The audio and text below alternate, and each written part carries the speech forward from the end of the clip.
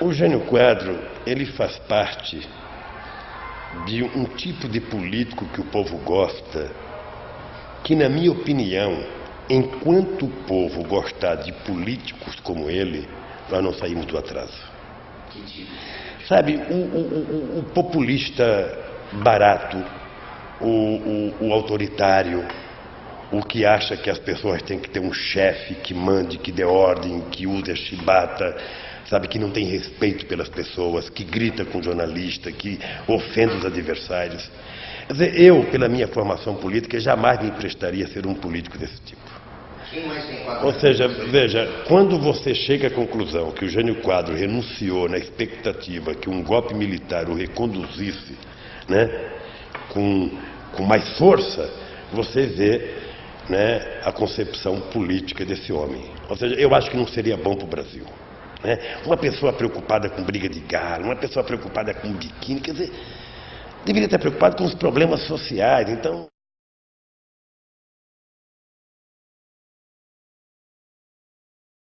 quando é que a pessoa começa a ficar ditador?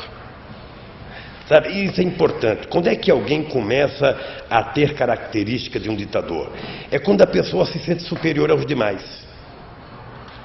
Sabe, quando a pessoa se sente superior às instituições, às organizações da sociedade civil, quando a pessoa começa a entender que não precisa ouvir mais ninguém, quando a pessoa só tem boca, não tem ouvido, a pessoa começa a ficar com atitude de ditador. E o presidente Fernando Henrique Cardoso, se não toma cuidado, está enveredando por esse caminho. Para a cabeça dele era demais estudar tanto e ser dirigido por um metalúrgico. É a única explicação pela qual eu acho que ele não entrou no PT.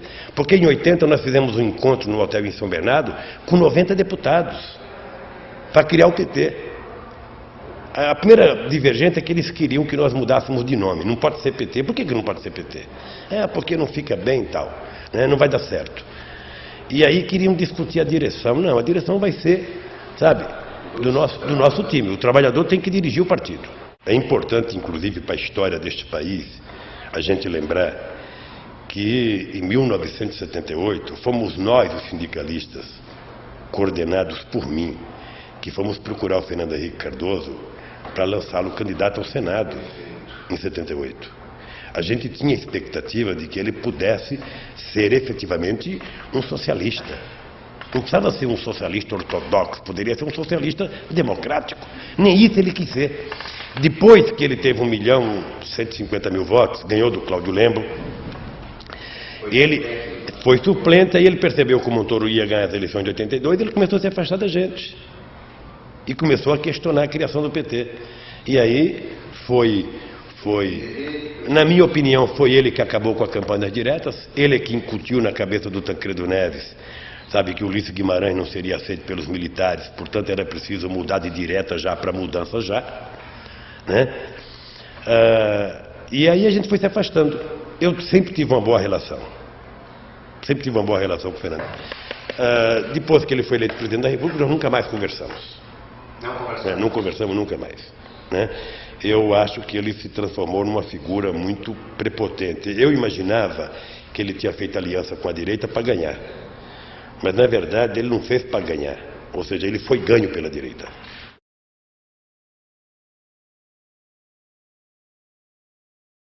Eu acho que o parlamento brasileiro funciona como uma espécie de bolsa de valores. A verdade é que as pessoas de boa índole, as pessoas sérias, as pessoas comprometidas com as suas concepções ideológicas são minoritárias no Congresso. Lamentavelmente, aquilo é um balcão de negócio. Cada eleição é importante e você vê como é que acontece. O presidente da República é obrigado a chamar, né, os Judas para poder ver quantas moedas as pessoas precisam para votar. É essa, lamentavelmente, a atuação do Congresso Nacional, e respeitando que tem gente da maior seriedade.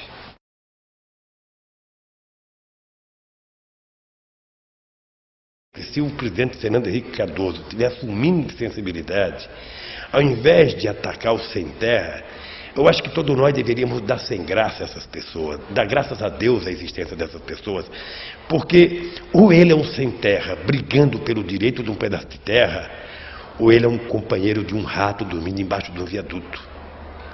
Sabe, então eu acho que é essa discussão que nós temos que fazer no Brasil. Sabe, não é pensar se o Brasil vai ser a Alemanha, se o Brasil vai ser os Estados Unidos, é pensar se o povo brasileiro vai tomar café de manhã, almoçar e jantar.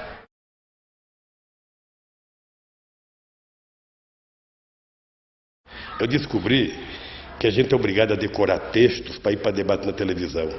E foi a partir dessa descoberta em 89, o Collor não conhecia o Brasil. O Collor conhecia o quê? Conhecia o Rio de Janeiro, conhecia Paris, Miami e Brasília. Sempre foi um boa vida.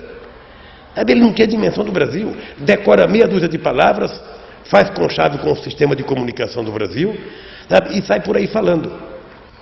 Aí foi a partir daí que me deu a ideia de que se eu quisesse governar este país, eu precisaria conhecer, este país. Aí resolvi fazer as caravanas, para poder ter uma interação. Muitas vezes tentaram me convencer de que eu tinha de dizer que ele era viciado em droga, que ele tinha... Eu nunca tive coragem de dizer porque não fazia parte da minha formação política me meter nos problemas pessoais.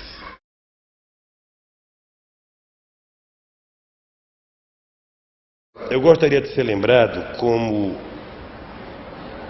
um torneiro mecânico que atingiu, a maturidade de ter consciência política. Só isso. Olha, eu primeiro não sei se vou ser lembrado daqui a 50 anos.